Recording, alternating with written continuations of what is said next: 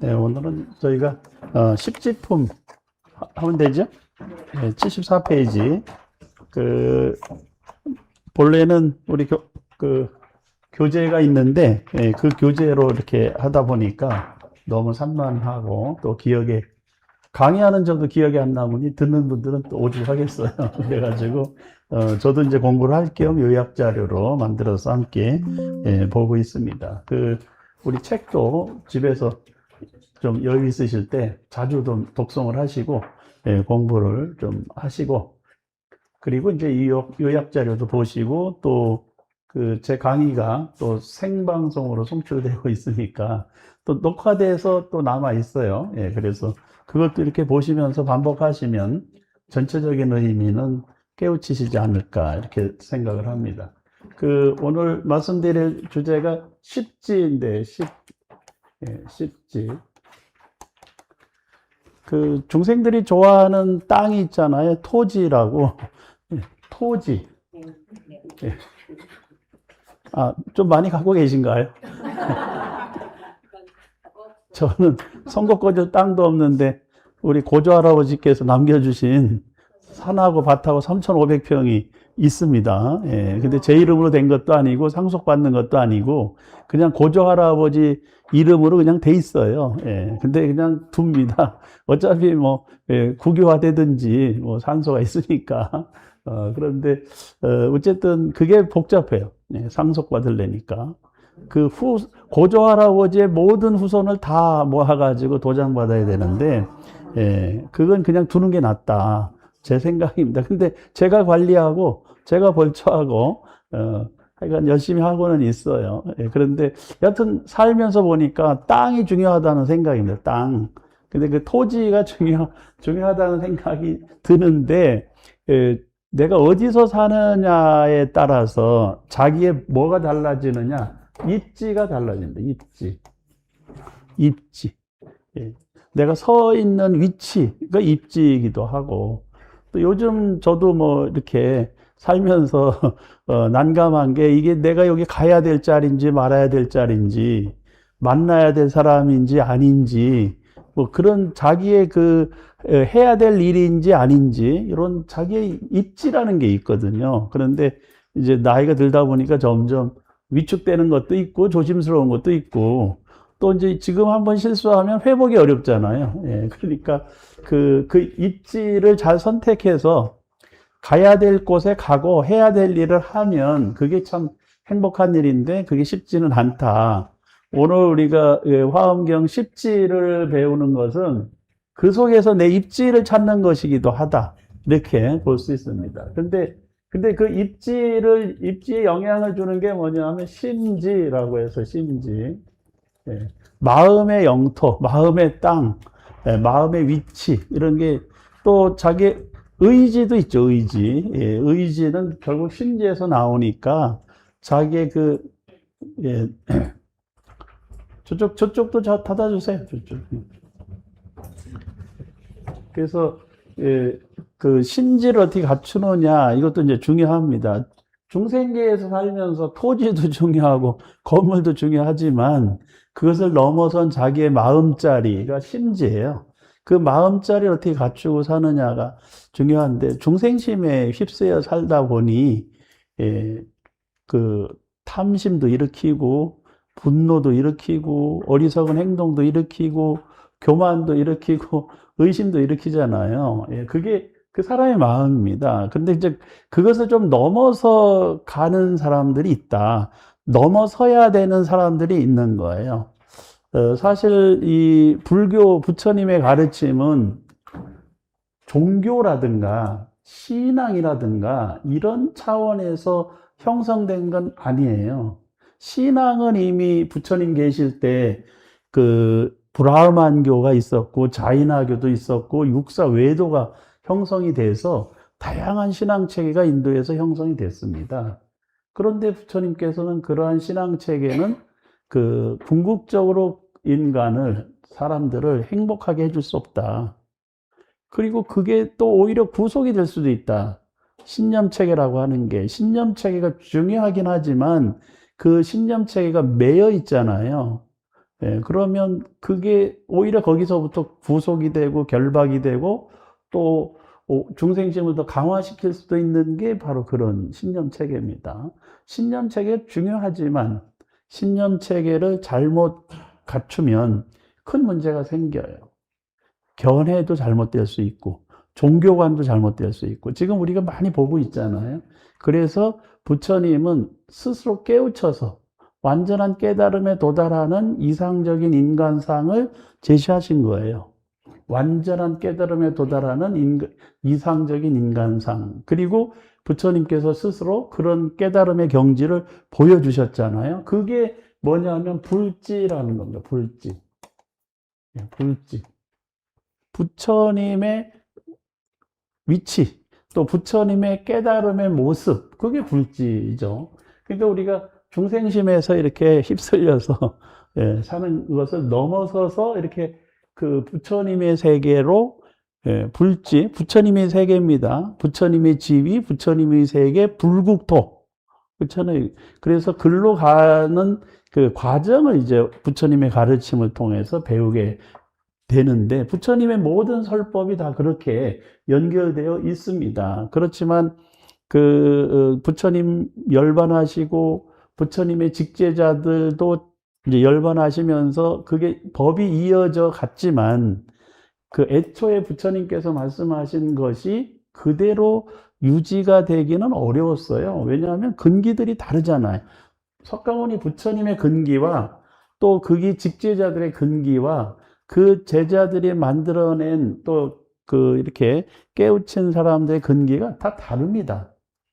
그러다 보니 이제 자연스럽게 불교도 신앙화되기 시작을 했어요. 신앙화.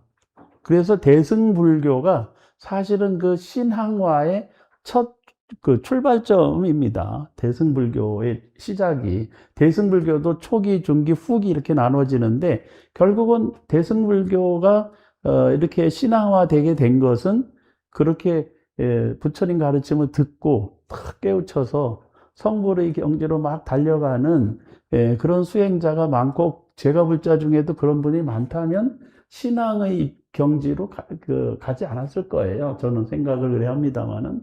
그런데 그게 이제 어느 틈에 보니까 신앙화 됐어요. 근데 부처님의 가르침은 있잖아요. 그러니까 그 중간에 연결해주는, 신앙의 대상이 생겼는데 그게 보살이다. 근데 그 보살 중에 이제 우리도 다음 주 월요일 날 점한식 하잖아요. 취소됐어요? 연기됐어요? 8월, 연기됐어요? 예. 그럼 뭐 8월 말까지 가야 돼. 근데 거기에 이제 보면은 그 주불로 아미타 부처님을 모시고 또 좌우 협시불로 관세음보살님, 대세지보살님을 모시고 미타전에는 또 일로항 보살을 모셔요. 제가 너무 잘 알고 있죠? 예, 제가 뭘 썼어, 연기문. 그러니까 잘 알고 있죠, 제가. 예. 그러니까 여기 일로왕 보살, 관세음 보살, 대세지 보살, 이런 분들이 등장을 한다는 거예요. 근데 우리가 정근을 하면 무슨 정근을 합니까? 관음 정근이 일반적이잖아요. 지장보살 정근도 하고, 또 석가모니 부처님 정근도 하는데, 그 부처님을 정근하는 경우도 있고, 보살을 정근하는 경우도 있으니, 보살 신앙이 형성이 된 거예요. 근데 그 보살 신앙은 왜 형성이 됐을까? 인도에서 부처님을 대신해서 보살 행을 했던 사람들이 있었던 겁니다. 그러니까 초기에 보면은 그 모델이 있었다. 그런 역할을 하는 사람들이 있었고, 그분들이 이제 큰 공덕을 지어 가니까 이게 점점 상징화되고 신앙의 대상으로 됐던 것이죠. 그러다 보니 불교가 어떻게 됐어요? 이제 종교로서 신앙의 체계를 갖추기 시작을 했다. 그 종교로서 신앙의 체계를 갖추게 된 것은 대승불교 들어오면서부터입니다. 그런데 그거에 대한 우려를 표시한 분이 계셔요. 그 우려. 그렇지만 또 대승불교가 신앙화되는 것을 막을 수도 없어요. 왜냐하면 신앙으로 그냥 부처님 믿으면 만사오케이. 얼마나 편해요. 배워서 깨달아야 된다는데 그거는 좀 귀찮고 어렵고 힘들고 그냥 믿기만 하면 다 됩니다. 이렇게 했을 때 그게 엄청 편하거든요. 그러니까 점점 그렇게 신앙화되고 신념체계화 되니까 깨달아서 공부하는 사람들이 줄어드는 거예요. 그것을 굉장히 고민하고 또 이것을 조금 더 체계화해서 그 수행의 과정으로 또 실행 활동의 한 이정표로 만들고자 했던 분이 용수보살이 아닐까 저는 그렇게 생각을 합니다. 그래서 용수보살께서 이제 중론, 백론, 12분론 같은 논서들을 지으면서 부처님의 가르침을 논리적으로 설명하고 철학적으로 사유할 수 있게 만들었어요. 부처님의 가르침은 원래 논리적이었고 철학적으로 사유할 수 있는 거였는데 이게 신앙화되는 것을 보시고 다시 논리적으로 재해석했어요. 그 성불한다, 깨달음으로 간다, 이게 무슨 의미냐를 체계적으로 이론적으로 설명을 하기 시작한 분이 용수보살이다. 그 다음에 심리학적으로 다시 이것을 유식으로 정리해 놓은 분이 바수반도 세친이라는 분이다. 그래서 이제 그 불교가 논리학도 되고 심리학도 되고 철학적 사유체계를 갖추게 되는데 크게 기여를 했습니다. 물론 이 내용들은 다 어디에 있어요? 부처님 가르침 속에 있습니다. 그런데 이제 대승불교, 많은 사람들이 불교를 믿게 되고 초기에 불교를 믿는 사람들은요, 불교를 믿고 수행하고 하는 분들은 종교인들이었어요. 종교인. 가섭사명제 있잖아요. 가섭사명제. 조로아스터교의 교주들이었어요. 거기에 수행자가 1000명이나 있었습니다. 그러니까 조로아스터교를 믿고 있는 사람들이 불교에 귀의했어요. 그 다음에 그 사리불과 목련존자도 다 어떤 분들이었습니까? 교주급이었어요. 그 산자야 문화, 육사외도의 한 사람인 산자야 문화, 회의론파의 교주급이었어요. 이미 부처님께 올 때 제자가 100명씩이나 있었던 사람들입니다. 그러니까 사실 부처님의 가르침은 누구에게 맥혔느냐? 종교인들에게 맥힌 거지. 그래서 불교는 종교의 종교다. 다른 일반적인 신앙체계 속에서, 신념체계 속에서 종교활동을 하는 사람들이 더 이상적인 모습으로 갈 때 부처님 가르침을 의지할 수밖에 없는 거예요. 그래서 종교의 종교다. 이렇게 얘기할 수 있는데, 이게 이제 대중화되니까 자꾸 이렇게 근기가 낮아지잖아요. 그래서 어쩔 수 없이 신앙화, 신념체계화 되는 것은 불가피했다. 그러나 그 속에 머물다 보면 다른 종교하고 비슷해지잖아요. 그래서 불교도 다른 종교의 유사성도 있지만 아주 절대적으로 다른 것은 뭐냐 하면 스스로 부처님이 될 수 있다라고 믿는 거죠. 나도 성불할 수 있다. 부처님이 될 수 있다. 이렇게 믿는데 그 부처님이 되려고 하면 어떻게 해야 될까를 이제 설명해 놓은 게 이게 십지품입니다. 십지. 물론 이 십지에 이르기 전에 우리가 앞에서 4가지 기둥은 배웠어요. 십신, 십주, 십행, 십회양. 이거 다 십신, 십행, 그 십주, 십행, 십회양의 4가지 영역을 또 각각의 10단계로 또 공부를 했잖아요. 그런데 여기서 공통된 단어가 하나 있어요. 그건 뭐냐면 공덕입니다. 공덕. 공덕. 십지의 단계에 올라가려면 뭐가 필요하다? 공덕이 필요하다. 공덕이 갖추어지지 않으면 십지의 단계에 올라갈 수가 없다. 그래서 공덕이 완전히 갖추어지기 전의 단계, 중생심에서 열심히 살아가면서 신앙으로도 신심이라는 게 이제 믿고 의지하고 신앙화 돼 있잖아요. 잘못된 건 아니에요. 근데 올바로 믿어야 되는 거지. 그래서 그 신심도 올바로 형성이 되면 뭐가 생긴다? 공덕이 생긴다. 대승보살이 새 속에서 머무르면서 열심히 중생들과 함께 잘 살아가면 뭐가 생긴다? 공덕이 생긴다. 대승보살이 바람일행을 잘 실천하면 뭐가 생긴다? 공덕이 생긴다. 대승보살이 자기가 갖춘 공덕을 모든 중생에게 나눠주고 돌려주면 뭐가 생긴다? 무량공덕이 생긴다. 그러니까 여기 십지에 올라가는 사람들은 이미 뭐가 형성이 되어 있어요? 무량공덕이 이제 형성이 돼 가는 분들이에요. 무량공덕의 원리를 이해하는 분들이 비로소 십지의 단계에 올라간다. 이 십지의 단계에 올라가기 전에 저 같은 사람들은 보살일까요? 아닐까요? 여러분들은 스스로를 보살이라고 생각하나요? 아니라고 생각하나요? 부처님의 가르침을 믿고 의지하면서 또 부처님의 가르침의 세계로 들어가기 위해서 공부하고 또 부처님의 가르침을 많은 사람을 위해서 좀 펼치려고 누군가에게 전해주려고 노력하면 그분들이 다 보살이에요. 그 여러분들이나 저나 다 보살입니다.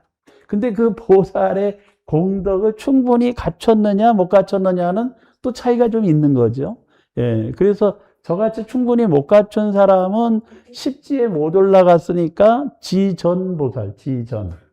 예, 지전. 십지에 못 올라갔으니까 지전. 전자가 앞전자입니다. 예. 그러니까 그 십지 이전의 보살이라는 거예요. 그러니까 이 십지의 첫 번째 지위가 환희지인데 환희지의 단계에 못 올라가면 지전보살. 그 다음에 십지의 단계에 올라섰어요. 그러면 지상보살. 예, 지상. 예, 지상보살이 십지의 위에 있다. 지상보살입니다.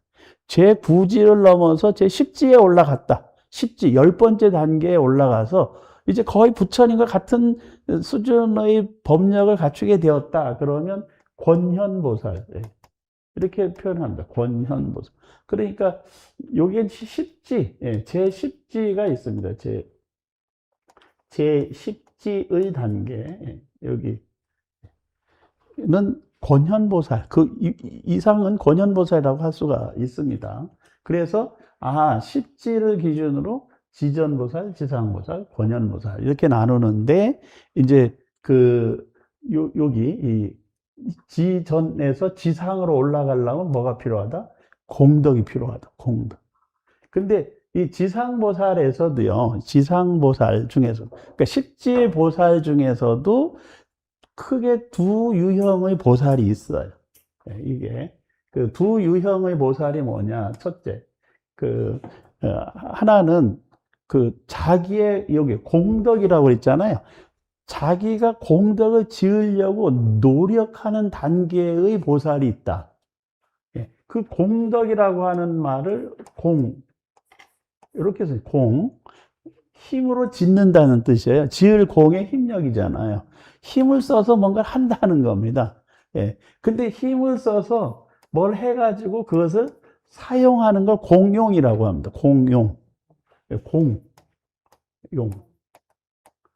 힘을 써서 얻어진 공덕을 사용하는 걸 공용이라고 하는데, 공용, 사용하는 이제 공덕을 사용할 필요가 있는 보살을 유공용보살, 예.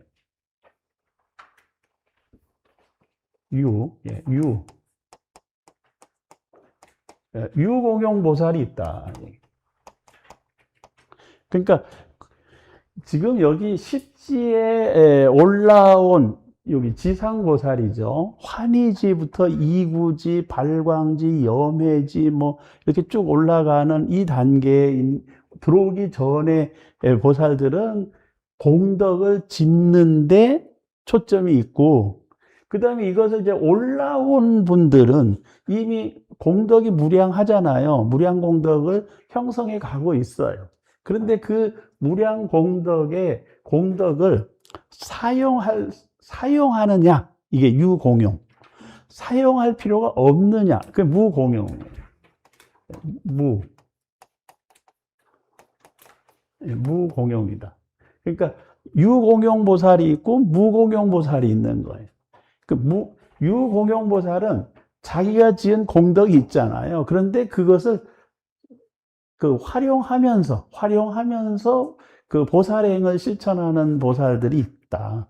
그 다음에 그 단계가 넘어선 보살은 자기가 지은 공덕 자체에 대해서 내가 이 공덕을 지었다거나 공덕이 있다거나 공덕을 써야 되겠다거나 이런 생각조차 없는 거예요.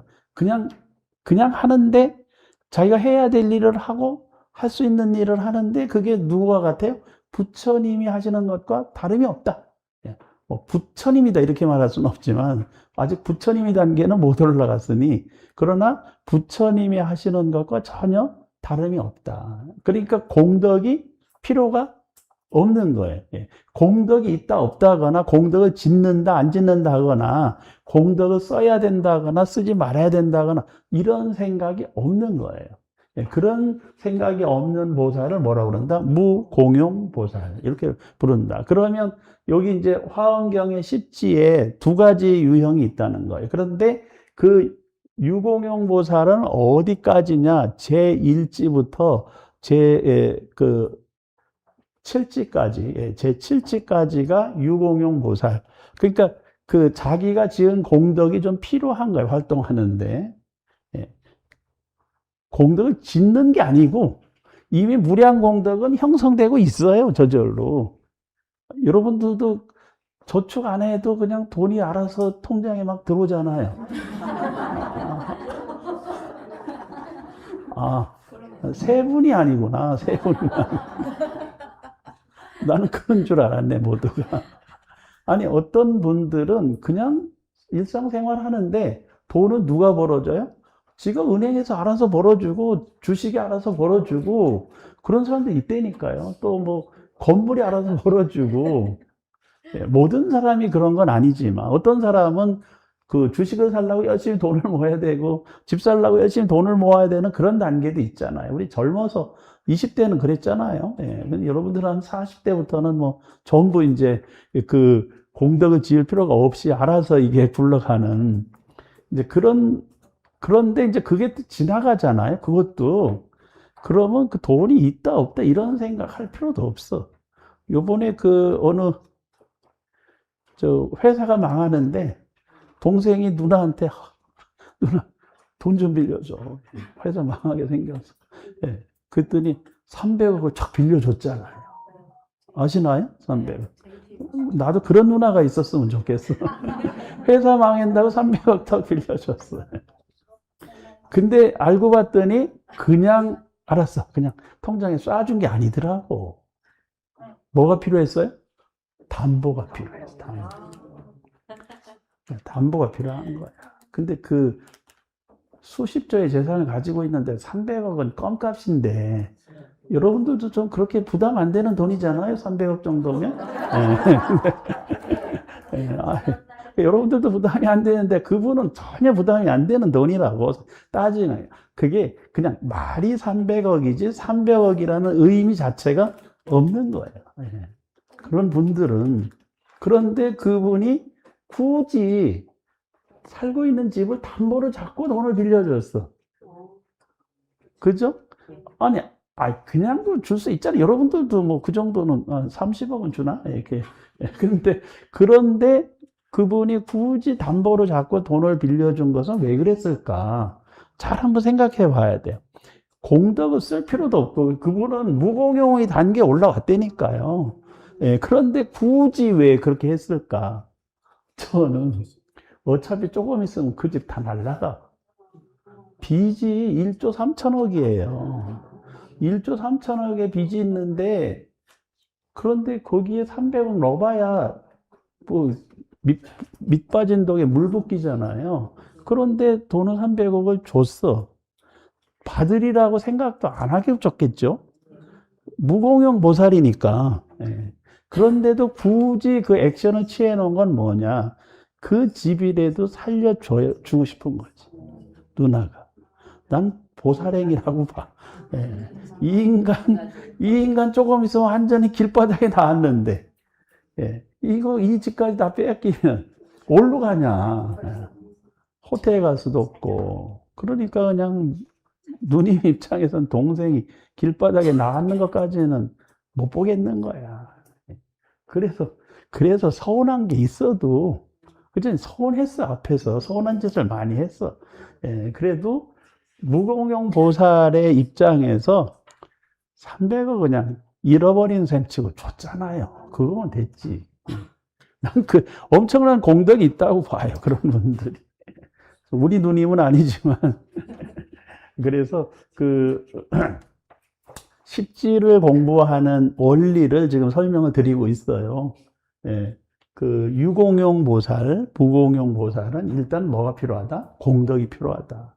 그러니까 우리가 세상을 살면서 나는 공덕을 좀 더 지어야 되겠다. 그 누가 알아요? 옆에 사람이 아나? 모릅니다, 옆에 사람은. 본인이 아는 거예요. 본인이 알아야 돼. 본인이 내가 공덕이 좀 지어졌는지 부족한지 모르잖아요. 그러면 어쩔 수 없어. 그냥 중생심으로 살아야 돼.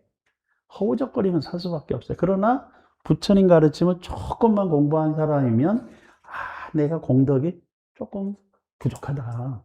공덕이 넘치고 있구나. 이걸 알 수가 있다는 거예요.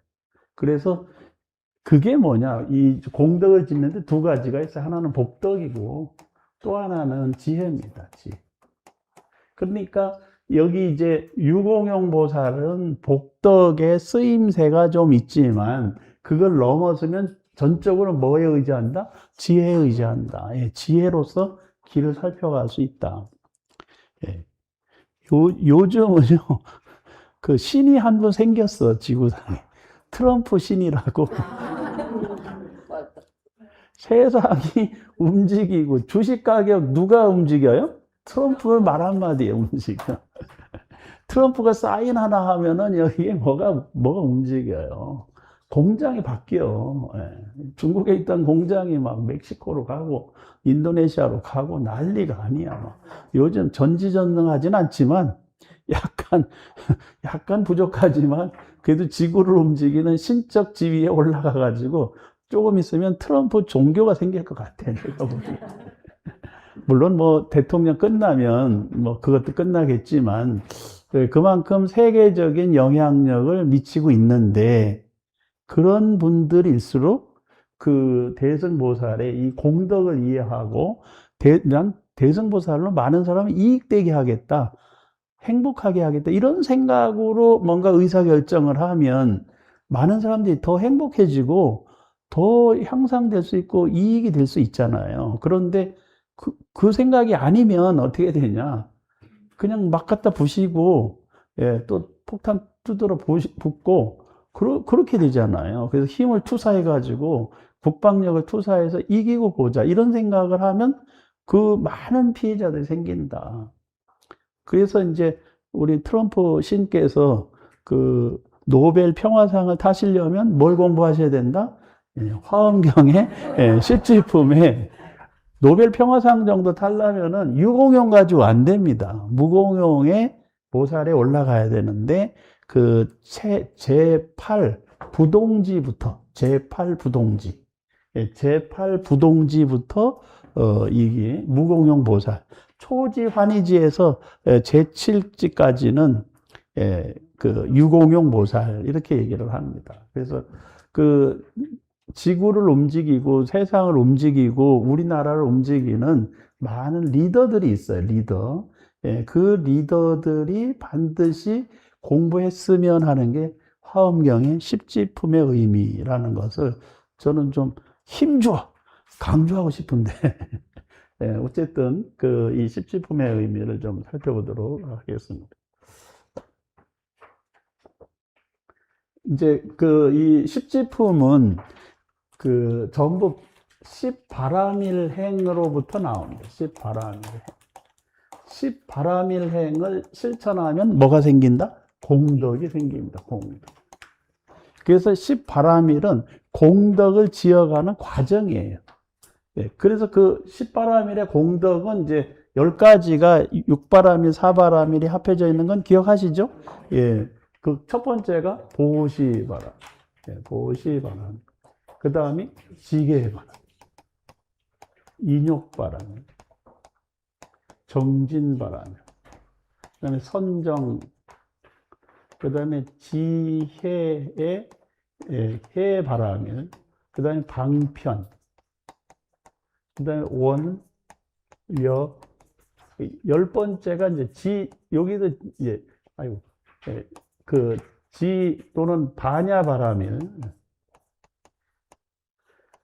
반야바람 이렇게 이제 표현하는데 여기서 지혜라고 표현하기도 하고 이게 이제 그 좀 나눠서 하려고 설명을 드립니다. 우선 여기까지 이제 먼저 공부를 하고 그 다음 단계 뭐 시간이 부족하면 다음 주에 또 하고 이렇게 하겠습니다. 그래서 여기 보시바라밀이라고 하는 것은 아까도 말씀드린 것처럼 보시바라미를 실천하면 뭐가 생긴다? 공덕이 생긴다. 그 공덕이 보시바라밀의 공덕이 형성이 돼가지고 그 속에서 많은 사람을 이익되고 향상되고 행복하게 하면 거기서 오는 만족감이 있어요.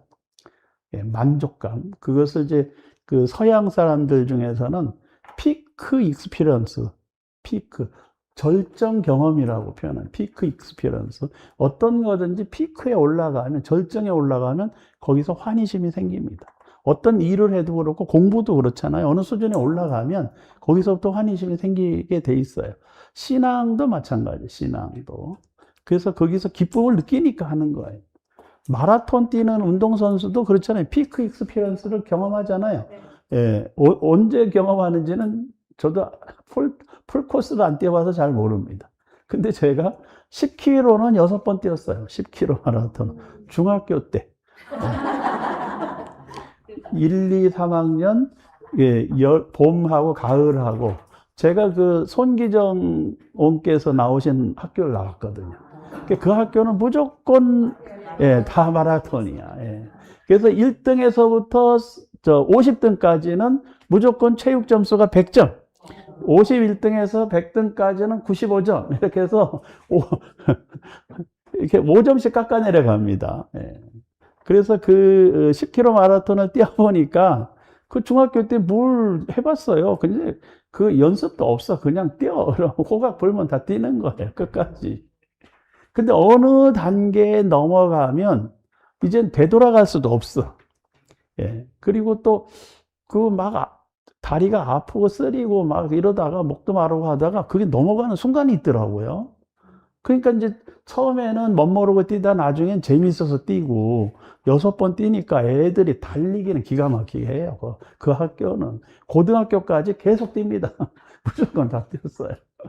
그래서 달리기 하는데 그 피크 익스피리언스, 그 절정에서 오는 기쁨 같은 게 있다.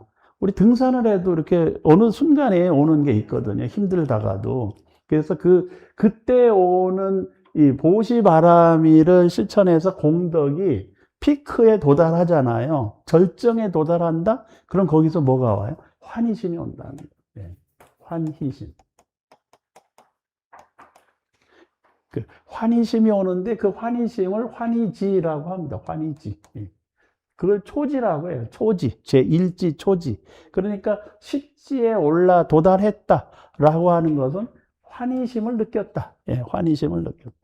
그런데 그게 자기도 모르는 사이에 집중이 되고 또 그 신구의 상업이 조화를 이루었다는 걸 의미해요. 이게 환희지에 올라가려면 신구의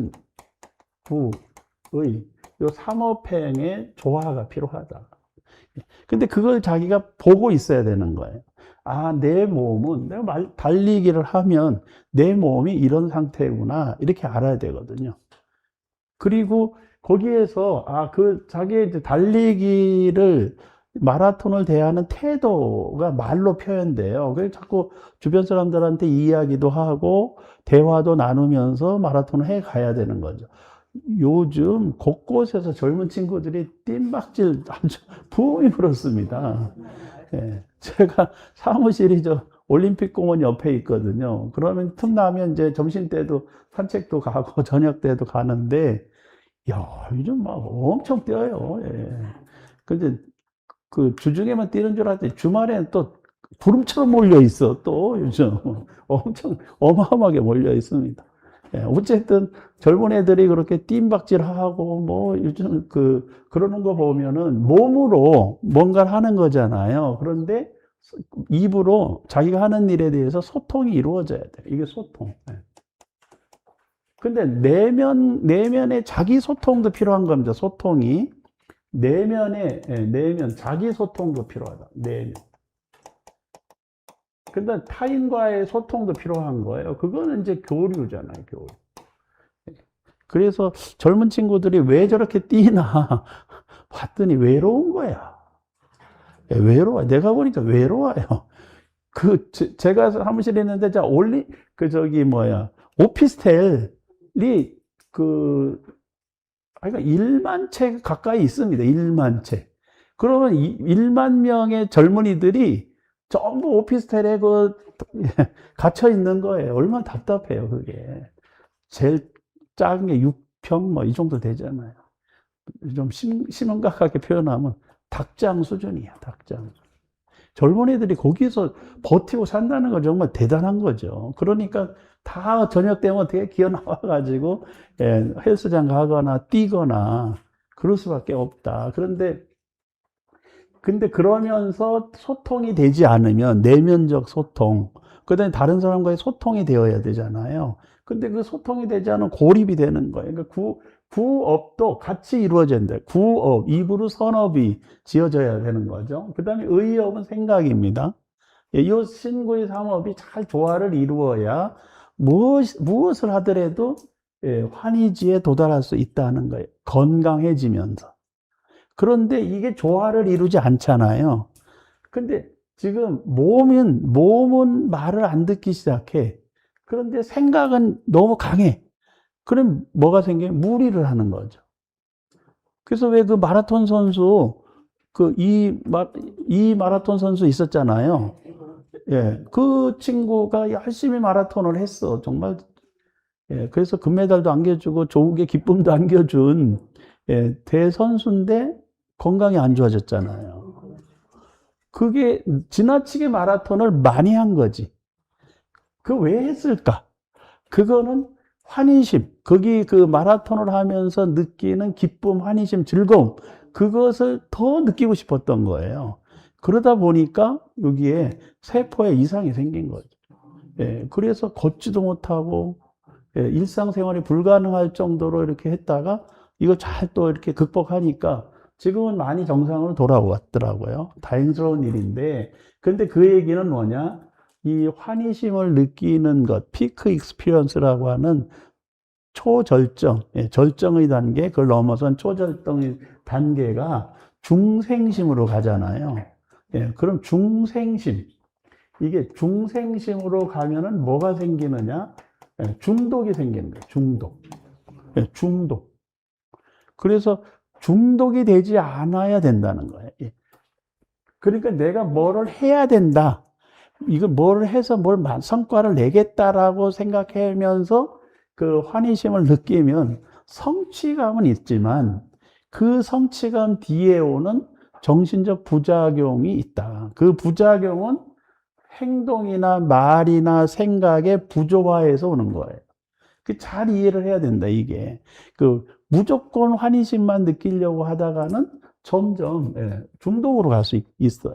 근데 그게 뭐에도 있냐? 수행의 중독도 있어요. 명상, 수행, 참선도 중독이 될 수 있다. 그래서 이제 저도 수행하시는 분들하고 워크숍을 자주 했었거든요. 그 참선하는 분, 뭐 간허선 하는 분, 윗바사나 하는 분, 묵조선 하는 분, 이렇게 한 10여 명이 모여가지고 한 달에 한 번씩 워크숍 같이 이렇게 자기 경험을 나누면서 발제도 하고 토론도 하고 이제 그거를 경험해 봤어요. 그런데 그때 이우동성으로 하는 말이 환희심, 환희지, 초지에 올랐습니다라고 대답하는 분들이 많았어요, 그때. 환희지에 올랐습니다. 그러니까 초지라고 하는 단계에, 초선정의 단계에서 환희지에 오른 경험을 했습니다라고 말하시는 분들이 꽤 계셨어요. 그런데 그분들에게 다시, 그러면 원하는 때 언제든 그 초선정과 그 환희심을 느낄 수 있습니까? 초선정 속에 환희심이 들어있어요. 그런데 그 환희심이 육체적 환희와 정신적 환희로 나눠집니다. 그래서 희락이라고 하는데, 희가 정신적, 락이 육체적 안락. 이 두 가지가 들어있어요. 근데 그것을 언제든 내가 원하면 경험할 수 있습니까? 이렇게 여쭙더니 많은 분들이 또 얘기하기를 내가 의도적으로 할래니까 안 됐디다. 라고 얘기하는 분들이 많으셨어요. 그러니까 그것은 의도적으로 뭔가를 지으려고 하면 더 이상 그것을 경험하기가 어렵다. 그러니까 한번 경험을 하면 그 경험한 것을 계속 경험하려고 하는 부작용이 따른다. 그게 선정의 부작용인 거예요. 그래서 여기 이제 중생심으로 중독되지 않는 환희지가 필요한 것이. 우리가 살면서 그 건강하려면 세 가지가 필요한 겁니다. 세 가지. 건강하게 살기 위해서 필요한 세 가지. 첫째, 음식이 중요합니다. 음식. 요즘 보니까 그 한의원에서 체질을 감별하고 거기에 맞는 음식을 설명해 주는 한의원이 있다고 그래가지고 저도 7월 달에 예약을 했어요. 왜냐하면 이제 주변에서 전부 달려가고. 근데 옛날에 한번 그 경험이 있었거든요. 근데 그때 갔더니 뭐 결과적으로는 그때 한의원을 해가지고 그렇게 체질 감변해서 막 약 팔아먹었던 분들이 지금까지 하는 분이 하나도 없어. 정말 그분들이 올바르게 제대로 했다면 지금 더 승승장구했을 거 아니에요. 근데 그 이름으로 지금 한의원 하나도 없어. 근데 새롭게 나타나가지고 내가 옛날에 만났던 그분들인가 궁금해서 지금 한번 가보려고. 근데 체질에 맞게 음식을 맞는 건 맞아요. 그래서 저는 뭐, 빵떡면은 안 됩니다. 이러는데, 제가 오면은 떡이잖아요, 절에. 떡을 너무 좋아해서 제가 떡봅니다, 별명이. 근데 그 빵떡면은 안 된다 그러는데 음식 조심해야 된다. 자기에게 맞는 음식을 먹는 것도 중요하고. 그래서 음식 그러면 세계 최고의 음식이 어떤 음식입니까? 사찰 음식인데. 사찰 음식 중에서도 사찰 음식 최고는 어디예요? 네, 난 모르시는 줄 알았네. 그 음식 중에서도 사찰 음식이 최고긴 한데, 누구에게 최고냐? 중생들에게 최고입니다. 스님들에게 최고는 아니에요, 사찰 음식. 결핍이 있어요. 네, 결핍이 있어. 그것을 스님들이 지혜로 극복을 하기 때문에 사찰 음식이 존속되는 거지. 맨날 지들은 고기 먹고 하는 친구들은 절에 오면은 이게 최고의 음식인 거야. 채식이. 그것은 단백질 과다해, 지방 과다해. 이런 사람들은 사찰 음식이 최고인 거지만, 사찰 음식만 주구장창 365일 드신다? 그러면 그거는 건강을 해칠 수 있다는 거예요. 그래서 스님들은 사찰 음식 속에 뭐가 있어요? 지혜식이 있고, 수행식이 있고, 건강식이 있어요. 그러니까 사찰 음식도 그냥 사찰에서 먹어서 그 건강에 도움이 되는 게 아니라 그 속에 세 가지가 있다. 지혜식, 수행식, 건강식. 이게 들어있을 때 사찰 음식이 매우 유용하고, 지금 중생계에서는 사찰 음식을 따라갈 수 있는 슬로우 푸드가 없습니다. 근데 이제 제가 아는 스님에게 사찰 음식을 배운 분들이 사찰 음식점을 시중에 냈어. 그래서 돈을 벌려고 열심히 노력을 했는데 벌었을까요? 못 봅니다. 사찰 음식을 시중에서 팔면은 절대로 돈을 벌 수가 없어요. 이 방송을 보는 분들은 기억하셔야 돼. 사찰 음식 절에 가서, 진관사에 가서 먹어보고, 야, 저거 장사하면 잘 되겠다. 안 됩니다. 안 되는 이유가 뭐냐? 사찰 음식은요, 정성으로 만들어지는 거예요. 정성과 공덕으로 만들어지는 거예요. 근데 정성과 공덕이 없는 음식이 밖에서 돈벌이가 된다? 안 된다. 그렇게 만들면 전부 적자 나서 망합니다. 두 번째, 사찰 음식 팔면서 술 팔 수 있을까요? 술을 안 팔면 어떻게 돈을 버나? 1,000원짜리 사가지고 5,000원 받아야 되는데. 사찰 음식만 팔면서 고기 팔 수 있을까요?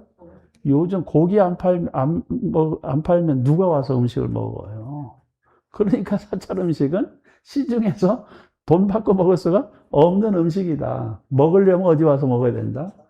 진관사를 비롯해서 사찰 음식 명장들이 계시는 곳에 가서 제대로 지혜식, 수행식, 건강식으로 드셔야 된다. 이 얘기를 말씀드리고, 그 다음에 운동입니다. 운동. 운동도 신구의 삼업이 적절히 조화를 이루어야 된다는 거예요. 신구의 삼업이 조화를 이루지 않으면 운동도 문제가 된다. 그 마라톤 선수의 사례가 있잖아요. 그러니까 운동도 자기의 컨디션과 또 성향과 또 뭐 이렇게 그 여러 가지 조건들을 고려해서 적절하게 해야 된다. 그 다음에 현대인들에게 가장 중요한 방법 중에 하나가 명상입니다. 건강을 유지하는 방법이 명상이에요, 명상. 그런데 여기서 보면 음식도 중독이 있습니다. 탄수화물 중독이에요. 왜냐하면 탄수화물을 먹어야 행복해져. 여러분들도 수업 끝나고 가서 커피숍 가면서 커피만 드십니까? 그래서 요즘 빵집이 잘 되는 거야. 제빵소가 있고 막 빵 공장이 막 생기잖아요. 그 음식도 중독이 있다. 아까 얘기했지만 운동도 중독이 있다. 명상도 이게 습관화되면 자꾸 하고 싶어진다. 일종의 그것도 중독이라 할 수 있는데 요 음식과 운동하고 명상하고 차이가 뭐냐? 이것은 외부에서 들어오는 자극으로 중독이 된다는 거예요. 그걸 끊기가 쉽지가 않다는 겁니다. 그런데 이 명상은 내부에서 일어나는 호르몬으로 이게 환희심을 느끼게 되어 있어요. 그래서 그것을 중독이라고 말하진 않아요. 명상 중독이라고는 얘기하지 않습니다. 명상을 자꾸 하려고 하는 건 맞지만, 그런데 여기 우리가 이제 이렇게 이 세 가지를 하면은 어떻게 되냐? 행복해지는 행복 호르몬이 분비가 됩니다. 행복 호르몬, 가장 중요한 게 옥시토신, 그 다음에 멜라토닌, 세로토닌, 이거 모르시면 스마트폰에 인공지능한테 물어보면 다 가르쳐 줍니다. 3대 행복 호르몬이 뭐냐? 옥시토신, 멜라토닌, 세로토닌 얘기를 해줍니다. 그런데 거기에 또 하나가 붙는 게 도파민이에요. 도파민. 그런데 중독이 어디서 온다? 도파민에서 온다. 그 도파민 중독을 가장 강하게 압박하는, 끊기 어려운 게 마약이에요. 그러니까 또 제 아는 친구도 프로포폴 맞으러 자꾸 가잖아. 근데 그게 행복해지려고 하는데 그 중독성이 있는 거예요. 그런데 명상만은 자연적으로 자기 몸에서 분비되는 호르몬이 되기 때문에 자기 호르몬에 자기가 중독되는 일은 없습니다. 결핍은 있어도 중독은 안 돼요. 호르몬이 넘치면 어떻게 됩니까? 혈액을 타고 흘러나갑니다. 소변으로 나와. 그러니까 그 넘치면 흘러나오고, 부족한 건 있어요. 부족하면 감정적 기복이 생기는 거죠. 그래서 명상을 열심히 하고 참선을 열심히 하면 뭐가 분비된다? 행복 호르몬이 분비가 된다. 그 행복 호르몬의 분비가 일정 수준을 넘어가서 피크 익스피리언스, 절정의 경험을 넘어가는 순간에 느끼는 게 환희심이라는 거예요. 이제 아시겠죠? 그러니까, 그래서 여기 그 명상을 그러면 참선만 하는 게 명상이냐? 그건 아니에요. 명상의 방법도 여러 가지가 있는데, 우리들이 신행 활동을 통해서 하는 명상, 많은 것은 연불이에요, 연불. 연불도 명상입니다. 연불도 수행인데, 연불 수행, 연불 명상, 연불 정진 다 되는 거예요. 그래서 부처님의 명호를 염하거나 또는 다란이를 염하는 진언, 주력, 이런 것도 상당한 명상적 효과가 있는 것이고, 똑같이 행복 호르몬이 분비가 됩니다. 그래서 어떤 것이든, 요 환희지에 올라가려면 뭐를 선택해야 됩니까? 내가 좋은 거, 내한테 맞는 거, 또 누군가 지도해 줄 수 있는 것, 그게 필요한 거예요. 누군가 지도를 해줘야 그걸 공부하다가, 아까 얘기했잖아요. 환희지에 올라가려고 하다 중독이 된다고. 부작용이 생긴다는 거예요. 그 공덕이 충분하지 않으면, 공덕이 충분하지 않으면 부작용이 생기는 거예요. 그래서 이 환희지에 올라가려고 그러면 이런 조화가 필요하다, 이런 얘기입니다. 그리고 이제 이런 그 환희지라고 하는 것이 우리가 성불의 부처님의 깨달음의 단계로 가는 원천, 출발점이기도 해요. 그러나 그것을 그냥 우리 중생계에서, 우리들 삶 속에서 다른 사람에게 좋은 선한 영향력을 미치는 것도 될 수 있잖아요.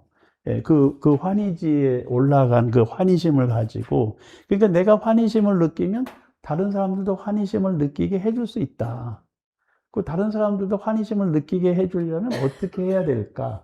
회사를 운영하거나 조직을 운영하는 사람들도 결국 같은 구성원들이 나만 행복한 게 아니라 저 사람들도 행복해질 수 있게끔 노력을 해야 되는 거잖아요. 그게 대승보살인 거예요. 예, 그래서 그 대승보살의 역할을 하는 사람들은 어떤 사람이냐? 남의 입에 밥 들어가게 해주는 사람이 대승보살이다. 전 그렇게 얘기합니다.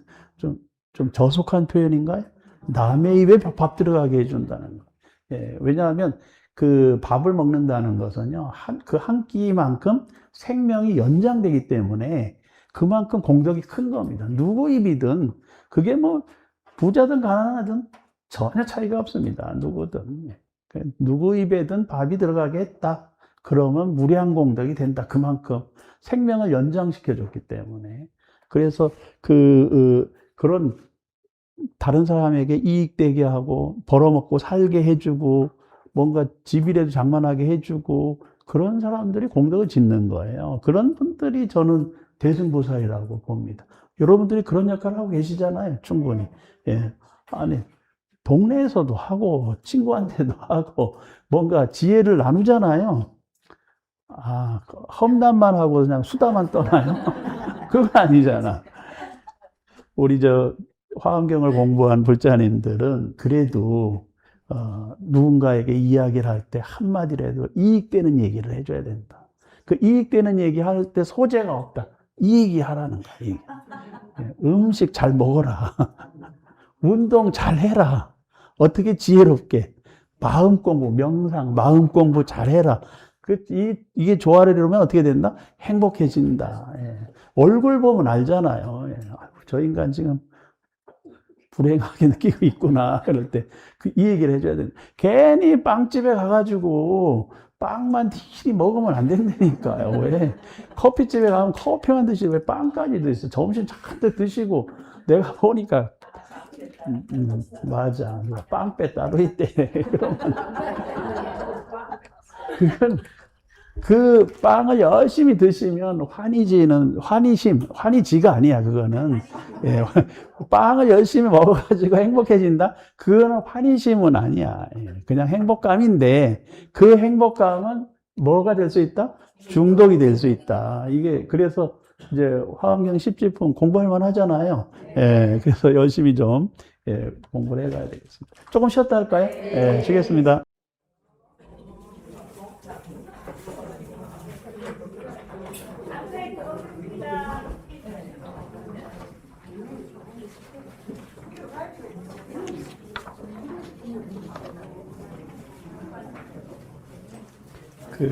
오늘 공덕을 지은 분들은요, 이 공덕이 전국으로 생중계되고 있어요.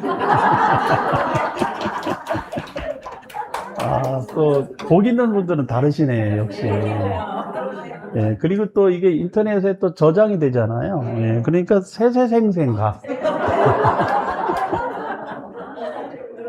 예, 그냥 보통은 한 번으로 지나가잖아요. 근데 이 공덕은 정말 무량공덕이 돼서 세세생생 돌아가는.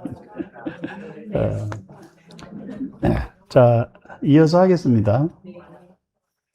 십지품의 이제 두 번째 단계는 지계바라미를 실천하면 형성되는 공덕으로 올라가는 지위가 이구지입니다. 이구. 근데 여기 이구라고 하는 게 떠날 이자에 이게 떼구자입니다. 떼. 여기 떼, 우리가 이제 몸의 떼라고 얘기할 수 있는데, 마음의 떼지요. 그 마음의 떼는 이제 번뇌입니다. 번뇌. 다양한 번뇌들이 일어나고, 그 번뇌의 아주 핵심적인 요소, 그걸 이제 오장이라고도 하는데, 그런 장애를 일으키는 번뇌가 탐진치, 탐진치, 만의, 이건 탐욕의 마음, 분노심, 어리석음, 교만과 의심. 이게 이제 중생심을 일으키는 가장 기본적인 것이다. 라고 얘기를 합니다. 그래서 이거 5가지 장애 또는 5가지 덮개 이렇게도 표현하기도 해요. 제가 현대가 낳은, 대한민국이 낳은 최고의 대승보살은 손흥민이다. 이렇게 얘기를 하잖아요. 손흥민이라는 선수가 운동장에서 그렇게 까이고 차이고 엎어지고 해도 화를 안 내는 거예요. 그리고 그렇게 자기를 공격한 선수들한테 다가가서서 악수를 하고 화해를 하고 먼저, 예, 그리고 그렇게 자기를 공격한 선수들을 친구로 만들어요. 적으로 만들지 않는다는 거죠. 물론 이제 그 경기장에서 과도하게 경쟁을 하다 보니 의도치 않게 반칙도 하고 또 뭐 여러 가지 에러도 범하고 이러는데 그것을 이해하고 있는 거죠. 그 손흥민이라는 친구가. 예, 그래서 여하튼 그 세계적인 대승보살입니다. 그 손흥민 대승보살의 원력을 기려가지고 진관사에 축구보살상을 만들어 갖다 놨다. 이렇게 얘기해도 보러 오는 사람이 별로 없더라고. 예, 보셨어요? 예, 이제 그 광고가 돼. 조금 있으면 저쪽에서 그냥 두면 안 돼. 내가 보기엔 위치를 안쪽으로 옮겨놔야 돼. 지금은 뭐 지나가는 사람 아무나 볼 수 있게 해놨잖아요. 누가 또 트럭 가지고 와서 싣고 가면 고라. 근데 손으로 들고 가긴 좀 어렵기 때문에 쉽지는 않지만 장비를 동원해야 되는. 그거 어리석은 생각을 일으키는 사람이 있어요. 그래서 이제 여하튼 잘 모르니까 제가 이렇게 얘기를 하는데, 여하튼 그 마음속에 번뇌를 일으키는 요소들이 이제 어리석은 것도 있고 교만심도 있습니다. 교만심, 의심 이런 것들이 사회를, 개인도 문제지만 사회 자체를 좀먹게 해요. 그래서 그 사회가 발전하려면 탐욕의 마음, 이거 내려놓을 수 있어야 돼요. 그러니까 이게 지나치면 부정부패로 간단 말이죠. 예, 지금 중진국의 함정에 빠져 있는 나라들이 왜 선진국을 못 올라가냐? 그것은 전부 과도한 탐욕. 그게 부정부패로 이어져서 그래요. 그래서 선진국의 문턱을 넘어서려고 했을 때 가장 문제가 그 탐욕을 넘어서라. 그러니까 정상적으로 의욕을 일으켜서 그 돈을 벌고 하는 것은 필요합니다. 그런데 그것을 넘어서지 못하면, 그리고 그렇게 벌은 돈을 잘 회양하지 못하면 그 사회가 안정적으로 유지될 수가 없어요. 그래서 이게 사회적 의미도 있는 거예요. 지금 대승보살이 가는 길은 자기 개인의 공덕을 지어서 또 개인의 행복을 위해서 가는 게 아니고 주변 사람들과 함께 가자, 이 얘기잖아요. 그래서 대승보살의 역할, 역량도 사람마다 다릅니다. 예. 제 역량은 10평짜리 역량이에요. 모르시나요? 예. 제가 36년 8개월을 근무해서 만든 땅이 잠실에 10평뿐이 안 된다니까요. 제 공덕은 10평짜리 공덕이라고 내가 얘기를 합니다. 예. 그것도 제 공덕도 아니야. 제 관세음보살님 공덕이야. 그런데 어쨌든 그 과도한 탐욕이 사회적으로 문제가 됩니다. 그리고 그 선진국일수록 자기가 지은 공덕을 회양을 잘해요. 그러니까 미국의 대부호들이 모여가지고 소득세를 감면해 준다고 하니까 이 사람들이 데모를 했어. 세금을 감면해 주면 안 된다. 부자들에게. 누가? 부자들이 그래 얘기할 때니까요. 왜냐하면 부자들이 돈을 쓰고 세금을 잘 내야 이게 잘 흘러간다는 거예요. 그런데 그 돈이 있는 사람들이 세금도 안 내고 또 그걸 회양도 안 하잖아요. 그러면 점점 빈부격차가 커지는 거예요. 그러니까 미국이라는 사회가 부조리하고 문제도 많고 해도 유지가 되는 것은 그 속에 건강한 생각을 가지고 있는 사람들이 많이 있기 때문에 유지가 되는 거죠. 내구성이 있는 거예요. 근데 그 구성원들이 건강한 생각을 갖고 있지 못하면 그 사회의 내구성이 흐트러지고 깨지게 돼 있어요. 그래서 지금 그 내구성이 깨지고 있는 나라 중에 하나가 저 중국이잖아요. 중국이 갑자기 지난달에 거의 1,000억 달러 가까운 돈이 빠져나가 버렸다는 거예요. 돈이 한 달에 1,000억 달러 그냥 어디로 갔을까요? 돈 없는 사람이 돈을 뺐겠어요? 있으니까 뺐지. 그걸 다른 선진국으로 빼돌린 거야, 돈을. 그러니까 곳간이 비어가잖아요. 안 그래도 지금 중국이 위태로운데 갖고 있는 돈 있는 인간들이 그 도덕 불감증인지 뭐 어쨌든 살려고 그랬는지는 잘 모르지만 한 달에 1,000억 달러 가까이가 줄었다는 거예요. 외환 보유고가. 예, 큰 문제입니다. 그러니까 뺏길까봐 그냥 빼돌렸는지 뭐 여하튼 그것은 도덕적으로 또는 뭐 윤리적으로도 문제가 있다. 그래서 이 지금 왜 이런 얘기를 하냐면 대승보살은 그 사회의 이익과 안락과 행복을 위해서 노력을 해야 되는데 그 과도한 탐에 이게 문제다. 분노도 조절하지 못하면 그 분노를 승화시켜가지고 그 사회 문제를 해결해야 되는데 분노를 일으키지 않아도 문제. 그게 폭발해도 문제인 거예요. 그게 분노가 에너지로 그 사회를 발전시킬 수 있게끔 승화시킬 수 있을 때 선진국으로 갈 수 있는 겁니다. 그래서 그런 단계를 넘어서야 돼요. 그러니까 저 베트남이나 뭐 이런 데도 시위가 있긴 해. 근데 국가를 대상으로 시위를 못 해. 그러니까 사회가 발전하지 못하는 거예요. 뭔가 문제가 있으면 해결을 해야 되잖아요.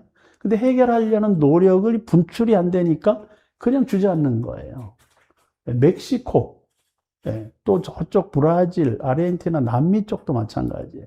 그러니까 1970년대 우리보다 잘 살았던 나라들이 왜 붕괴되냐. 필리핀, 1970년대 우리 그 필리핀의 수도 마닐라에서 뭐 무슨 박스컵도 있었고 그랬잖아요. 축구 중계하면 맨날 필리핀의 수도 마닐라, 뭐 말레이시아의 쿠알라룸푸르, 뭐 인도네시아 어디서 라디오 생중계 들으면서 살았잖아요.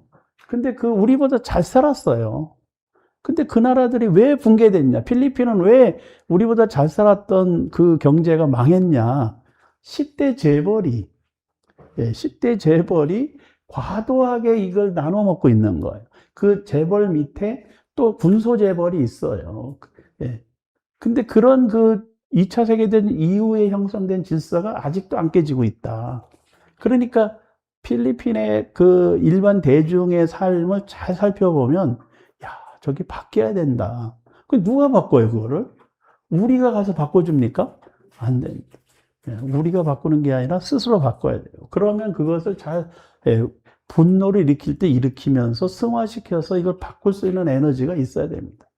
요즘 뭐 우리는 필리핀에 군함 팔아먹는 재미가 있어요. 무기 팔아먹는 재미는 있어요. 왜 그러냐? 필리핀의 그 저기 육군 총참모장 뭐 이런 사람들 뭐 핵심 멤버들이요 우리나라에 유학을 하고 갔어요. 육군사관학교. 이분들이 우리나라 무기를 써봤잖아요. 그러니까 가가지고 무기가 필요해. 너무 가난해서 무기를 살 돈이 없어. 그러니까 우리가 퇴역하는 군함 이거 공짜로 줍니다. 1달러에. 그것도 싹 고쳐가지고 3배 만들어서 갖다 줘. 그럼 그 배를 갖다 주면 거기 무기 사야 될 거 아니에요. 어느 나라 무기 사겠어요? 중국 거 사겠어요? 우리나라 거 사다 살지. 우리 배를 퇴역하는 배를 많이 줬어요. 그래서 이제 관계가 아주 돈독했는데 그 인적 자원도 교류가 되고 그 다음에 또 여기 와서 훈련받고 한 군인들도 많고 하니까 그런 정책이 형성이 되는 거예요. 그래서 필리핀도 잘 살아야 됩니다. 인구도 1억에 가깝고 또 뭐 환경도 좋고 제가 필리핀에 가보니까 너무 좋더라고. 그런데 왜 못 사냐고 대중들이 85%가 카톨릭 신도예요. 85%, 한 10%가 또 이슬람도 있어요. 저 민다나오 쪽에. 잘 살아야 돼. 왜 카톨릭을 믿는 나라가 못 사는지 모르겠어. 거기 불교가 조금 들어가야 되나?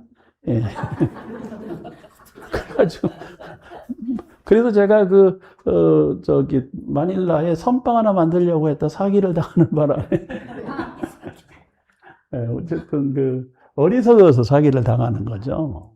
그래서 어리석음에서 벗어나야 되고 이게 교만이나 의심에서도 벗어나야 된다. 근데 그렇게 되면은 그 번뇌의 때가 이제 없어지게 되는데 이때 공부해야 되는 게 이구지 때를 번뇌망상을 때를 벗어버리려면 공부해야 되는 게 삼법인, 삼법인의 관찰입니다. 체득까지는 안 바래도, 야, 이게, 이제, 대승보살의 이구지에 올라가려고 하면, 지게바라밀을 실천하는데, 그 지게바라밀이라는 게 5개를 잘 실천하는 거잖아요. 근데 그 5개를 실천하면서도 뭐가 필요하다? 지혜가 필요하다, 이게 지혜. 그래서 이 삼법인은 재행무상, 무상의 지혜. 끊임없이 바뀌고 변화한다. 요거, 예. 그런데 이게 기득권자는요, 그렇게 생각지 않아요. 저도 기득권자로 살았잖아요. 시간 강사도 해봤습니다, 제가. 근데 그 시간 강사 때 그 어려움과 힘든 건, 예. 그리고 여튼 그 말로 표현하지 못하는 문제가 있어요. 이게 보따리 장사가, 시간 강사 보따리 장사잖아요. 그래서 그게 파리 목숨이야. 6개월 강의하고 끝입니다. 그러면 다음 강의를 누가 줘야 가지. 예. 근데 저는 또 은사님들을 잘 만나가지고 강의를 너무 많이 줘가지고 문제였어. 예. 근데 너무 많이 그 강의를 받게 된 거는 제가 뭔가 한 게 있으니까 주지 미운데 줬겠어요? 예. 그런데 이제 현재 교수가 되니까 이 시간 강사의 고통을 모르는 거예요. 시간 강사도 어디 가서 노트북 놓고 뭐 연구할 공간도 필요하잖아요. 의료보험도 안 됩니다. 그래서 이제 그 시간 강사를 보호하기 위해서 정부에서 법을 만들었는데 시간 강사를 없애버렸어요. 시간 강사 자체를 없애버렸어. 요즘은 시간 강사라고 말을 안 씁니다. 예. 그냥 계약직 교수야. 예. 그런데 이제 옛날에 시간 강사가 6개월 했단 말이에요. 예. 그리고 다음 학기에 또 강협소는 놀고. 근데 지금은 시간 강사 하나 뽑잖아요. 그러면 3년을 고용해 줘야 돼. 3년.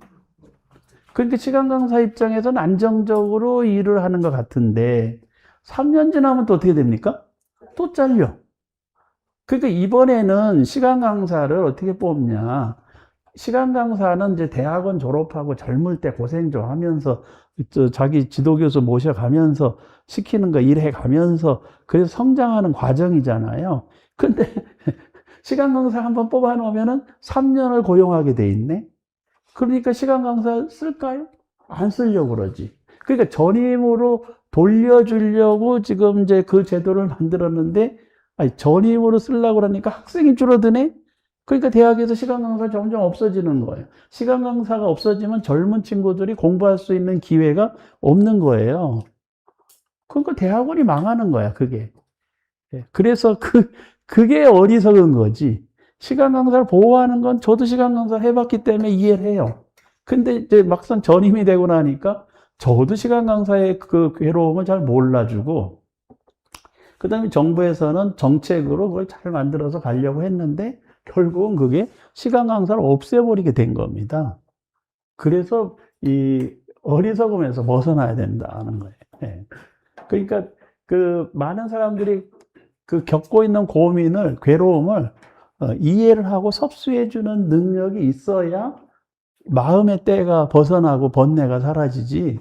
그렇지 않다 그러면 자기가 개구리 올챙이적 생각을 못하면 어떻게 되냐? 똑같은 인간이 되는 거죠. 뭐. 그래서 중생들이 가지고 있는 또 초심자들이 막 시작하면서 겪는 요즘 20대가 그렇잖아요. 그 20대들이 지금 겪고 있는 문제들, 그들에게 우리가 이렇게 얘기를 할 수 있어야 돼. 조금만 노력해봐. 참고 견디면 아름다운 미래가 펼쳐질 거야. 그게 보장돼. 이렇게 얘기해야 되잖아요. 근데 젊은 친구들이 그렇게 미래를 아름답게 가꿀 수가 없다. 그러니까 뭐 결혼도 포기하고 뭐 다 포기하고 포기하는 세대가 나오는 상황이 그래 된 거죠. 그러니까 이게 세상은 변하는 것인데 바람직하게 변하도록 뭐가 필요하다? 지혜가 필요하다. 그리고 어느 수준에 넘어가면 자기에 대한 집착도 내려놔야 된다. 이거예요. 나만 생각하는 입장을 내려놔야 됩니다.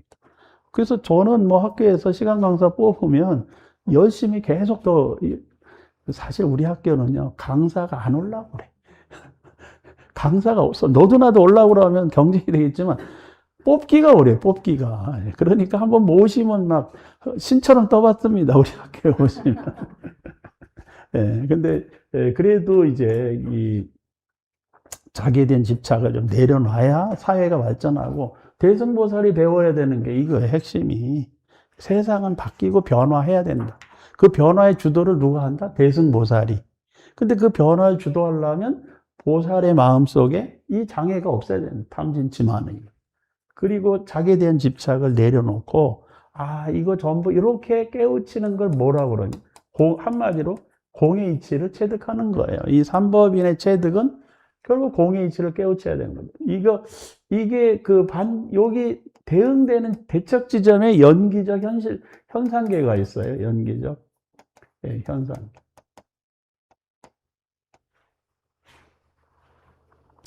그래서 연기법이라고 하는 이치도 잘 깨우치면서 그것도 끊임없이 바뀌고 변화하기 때문에 집착할 대상이 아니다. 이게 무상고 무아의 세 가지 원리를 깨우치고 그것을 삶 속에서 잘 많은 사람을 이익되게 실천하면 그게 그 이구지 단계에 도달한 것이다. 이렇게 이제 얘기할 수 있다는 겁니다. 그런데 요 이구지가 중요한 것은 뭐냐면 이 이구지에서 중요한 것은 자기 절제입니다. 자기 조절, 자기 절제.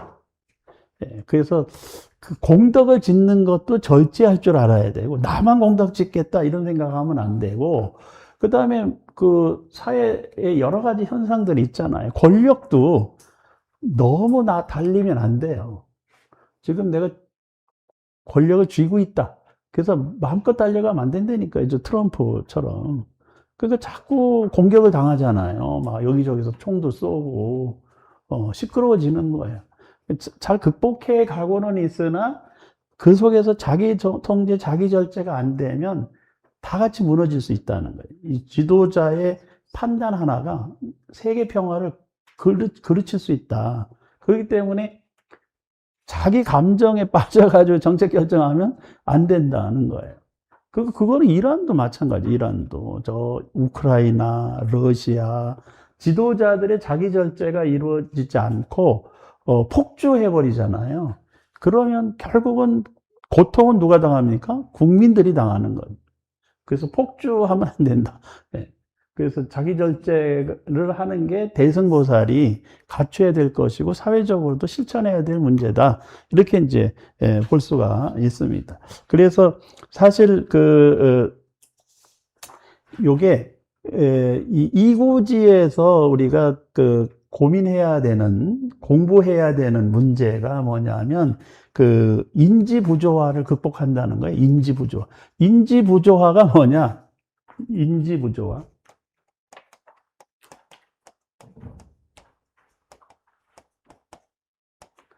결국 계를 지키는 것도 신고의 삼업으로 계를 지키는 거예요.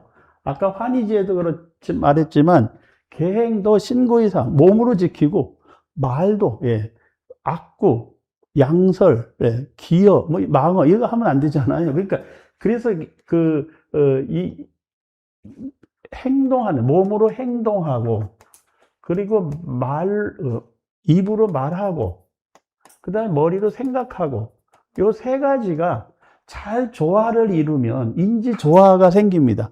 근데 행동하는 거하고 말이 달라. 행동하는 거하고 생각이 달라. 그럼 여기서 인지 부조화가 생기는 거예요. 생각하는 거하고 행동하는 게 너무 어긋나면 거기서 스트레스가 옵니다. 아니, 내가 남을 존경하지도 않는데 존경하는 척 행동하면 거기서 이제 스트레스가 오는 거예요. 아니, 진심으로 존경하면 뭐, 3배를 하든 10배를 하든 무슨 상관이겠어요. 예. 그런데 요즘 보면 3배 하기 싫다. 이렇게 얘기하는 사람들이 있어요. 근데 3배는 상대방에게 하는 게 아니라 자기에게 하는 거고 부처님께 하는 건데 그걸 하기 싫다고 하면은 지금 뭔가 인지 부조화가 많이 생기고 있다. 그렇게 말하는 사람의 마음은 이해하지만 그것을 극복하려고 하는 노력이 필요한 거고 그게 뭘로 이루어진다? 지게바라밀로. 뭐 우리가 몸으로 악행을 안 저지르는 것이 중요한 게 아니라 생각까지 함께 따라가 줘야 되고 그 모든 행동이 여기 신구이사 행동과 말과 생각이 중생들을 어떻게 하면 이익되게 할까? 조금이라도. 또 어떻게 하면 행복하게 할까? 이런 생각을 하는 게 대승보살의 길이고 그 대승보살이 해야 될 일들이라는 겁니다. 그래서 스티븐 코비라고 하는 사람이 그 신뢰의 속도라는 스티븐 코비의 신뢰의 속도, 신뢰의 속도라는 말을 했어요. 근데 그 신뢰가 뭘로 이루어지느냐? 신뢰가 행동으로 이루어지고 말로 이루어지고 생각으로 이루어지는 거예요. 그게. 그러니까 그 인지가 잘 조화롭게 되면 신뢰가 높아진다. 빠르게. 근데 거기에 뭔가 언밸런스가 생기면 신뢰가 무너지게 돼 있다는 거죠. 그래서 언행의 일치, 신구의 삼업의 일치, 말과 행동, 생각이 잘 조화를 이루었을 때 그게 이구지, 번뇌의 때를 벗는 것이고 그게 화엄 십지품의 제2지 단계에 올라갔다. 라고 이제 얘기를 할 수가 있어요. 왜 이제 이런 얘기를 하냐면 그 십지품을 너무 불교적으로 설명만 하면 현실적으로 실천되기 어렵다. 그리고 저희가 모두 대승보살의 길을 잘 간다면, 그리고 수준 높은 십지보살로서의 길을 간다면 이런 얘기도 필요가 없겠죠. 우리가 아직 뭐 여기 세 분 빼고는 다 지전보살에서 지금 막 턱걸이 하고 있어가지고 그 현실 생활도 중요한 거예요. 그래서 현실적으로는 이런 의미로 십지품을 해석이 가능하다 이렇게 말할 수가 있는데 그 칼 융이라고 하는 사람이 뭐라고 그랬냐면 그림자 인식의 통합 이것도 하나 그림자 우리들 마음속에는요 밝은 생각도 밝은 인식도 있고 현실적 인식도 있는데 그러니까 그 행동이나 생각이나 말로 이렇게 표출된 인식이 있어요. 그런데 그 이면에 숨겨져 있는 인식도 있다는 거죠. 말과 생각과 행동 속에 뒷이면에 숨겨진 인식이 있다. 숨겨진 의도가 있잖아요. 막 이렇게 대화를 해도 지금 그 앞에서 하는 얘기 이면에 들어있는 그 행간을 읽어야만 느낄 수 있는 감이 있어야 느낄 수 있는 그런 게 있잖아요. 저도 어느 스님이 계속 저를 찾아와서 차를 마시고 차를 갖다 주고 일주일 동안 엄청 차를 많이 마셨어요. 한번 차를 마시면 이게 한 2시간씩 가. 그 일주일 마셨으면 엄청 마신 거예요. 차를 별걸 다 마시고. 근데 그 스님이 그 일주일 차 마시고 나서 열반에 가셨어요. 자기가 스스로. 그러니까 그 얘기는 뭐냐? 차를 마시면서 저한테 하고자 하는 숨겨진 인식, 그림자 인식이 있는데 제가 그것을 캐치를 못한 거예요. 그런 일을 겪고 나니까 누군가 저를 계속 찾아와서 얘기를 한다? 그러면 제가 의심을 해. 야, 가실락하나. 아니, 저도 이제 그걸 잘 제가 뭐 심리학을 전공한 것도 아니고, 그러니까 누군가의 마음 속에 숨겨져 있는 그림자 인식이라는 게 있다. 라고, 생각을 하기 어렵잖아요, 이게. 그러나, 이 칼 융, 아주 정신 분석학자 융이 그런 얘기를 했어요. 그림자 인식이라는 게 있는데, 그 그림자 인식이 뭐냐? 아까 여기 행동, 말, 생각이 다른 거예요. 인지 부조화로 인해서 나오는 스트레스 또는 그 어두운 생각들이 형성이 됐을 때 그것을 그림자 인식이라고 한다. 근데 그런 그림자 인식이 잘 제어되고 그 다음에 이게 현재적으로 드러나서 표출이 돼야 되는 거죠. 근데 그게 그 그림자 인식의 갈등을 벗어나게 해주는 게 지게바람 일이라는 겁니다. 그러니까 우리가 그래도 나는 떳떳하고 당당하게 세상을 살고 있어 라고 생각했을 때 그런 부정적인 그림자 인식이 조절이 될 수 있다는 거예요. 그 어두운 면에 인식이 있다. 어두운 면. 우리들 생각 속에 어두운 인식들이 있는데 그것을 부정적인 인식을 긍정적인 인식으로 돌려주는 에너지가 아까 환희지를 넘어서 그게 지속이 되려고 그러면 이구지에 들어가야 돼. 마음의 때가 좀 벗어나지고 때를 베껴야 되는 거예요. 제가 자랑을 할까요? 제가 좋은 차를 타고 다닙니다. 엄청 좋은 차. 팰리세이드라고. 여러분들은 듣도 보도 못했죠? 팰리세이드. 그 팰리세이드를 왜 사게 됐냐? 누가 얘기를 해요. 교수님은 장거리 운전을 하면서 강의를 많이 다니시는데 작은 차는 위험합니다. 큰 차를 사세요. 그래서 큰 차가 뭔가 있다 봤더니 팰리세이드라는 차가 있는 거예요. 그래서 덜컥 계약을 했다. 그랬더니 그 차를 파시는 분이 저한테 신신당부를 하더라고. 이거는 교수님이 시내에서 이렇게 타고 다니는 차가 아닙니다. 그렇게 차시면 그렇게 차를 타시면 빨리 고장납니다. 엔진이 한번 주저앉으면 이거 고치는데 6, 700만 원 들어갑니다. 그러니까 시내에서 이렇게 살살 타려고 그러면 이 차를 타시면 안 됩니다. 이렇게 얘기하는 거예요. 그걸 어떻게 타라고 그러냐 했더니 일주일에 한 번 1시간 이상을 시속 100km 이상을 달려주셔야 됩니다. 그래야 뭐가 부서진다? 때가 벗겨진다는 거예요. 내가 그래서 이구지를 알았다니까. 아, 엔진 속의 때도 여하튼 1시간 이상을 달려줘요. 100km 이상 1시간 이상을 달려줄 때 그 엔진에 낀 카본이라는 거 있잖아요. 그게 엔진의 때잖아요. 그게 다 타버린다는 거예요. 그래서 그게 나온다는 거죠. 그래서 우리 마음속에 때를 벗겨내려면 어떻게 해야 된다?